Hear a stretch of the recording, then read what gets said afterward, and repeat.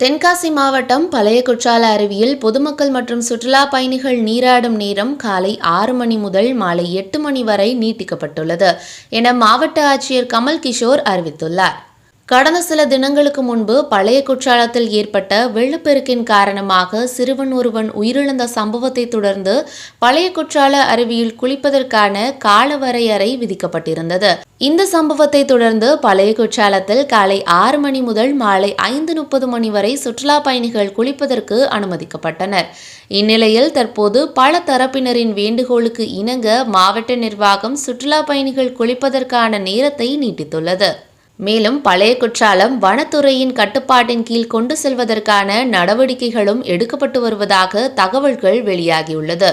அதனைத் தொடர்ந்து தென்காசி மாவட்டம் பழைய குற்றாலம் அருவியில் நீராடும் நேரத்தை நீட்டிக்க கோரி பொதுமக்கள், விவசாயிகள், வர்த்தக பிரதிநிதிகள் மற்றும் பல்வேறு தரப்பினரிடமிருந்து வரப்பெற்ற கோரிக்கையின்படி பொதுமக்கள் மற்றும் சுற்றுலா பயணிகள் நீராடும் நேரத்தை காலை 6 மணி முதல் மாலை 8 மணி வரை நீட்டிக்கப்பட்டுள்ளது என விபரம் வெளியாகியிருக்கிறது. மேலும் பொதுமக்களுக்கு சில வழிகாட்டுதலை பின்பற்றி குளிப்பதற்கான நிபந்தனைகளும் விதிக்கப்பட்டுள்ளது. தென்காசி சுற்றுவட்டார பகுதி ஆட்டோக்கள் பழைய குற்றாலம் அருவியின் பிரதான வாயில் வரை சென்று பொதுமக்கள் மற்றும் சுற்றுலா பயணிகளை இறக்கிவிடவும் ஏற்றி செல்லவும் அனுமதிக்கப்பட்டுள்ளது. ஆட்டோக்கள் பிரதான வாயிலில் உள்ள பார்க்கிங் வசதியினை பயன்படுத்த வேண்டாம் என்று மாவட்ட நிர்வாகம் சார்பில் கேட்டுக்கொள்ளப்பட்டுள்ளது. மேலும் அருவியில் குளிக்க வரும் சுற்றுலா பயணிகள் பழைய குற்றால அருவியில் சோப், ஷாம்பு மற்றும் எண்ணெய் பயன்படுத்தக்கூடாது. அருவி பகுதியில் உட்பட்ட அனைத்து பகுதிகளிலும் தடை செய்யப்பட்ட பிளாஸ்டிக் பொருட்கள் மற்றும் கேரி பைகள் பயன்படுத்த அனுமதி கிடையாது. குடிபோதையில் அருவியில் நீராட அனுமதி கிடையாது.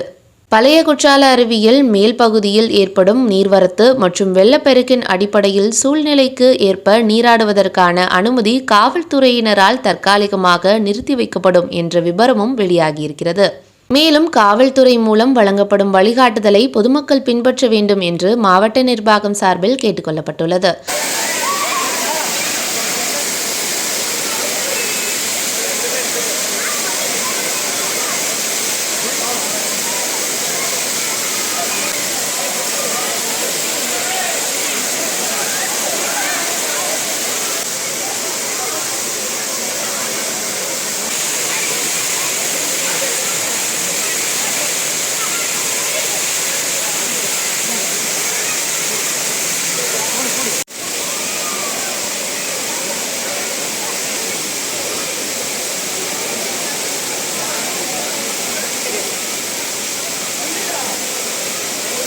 நியூஸ் 18 செய்திகளுக்காக தென்காசி மாவட்டத்திலிருந்து சுபகோமதி.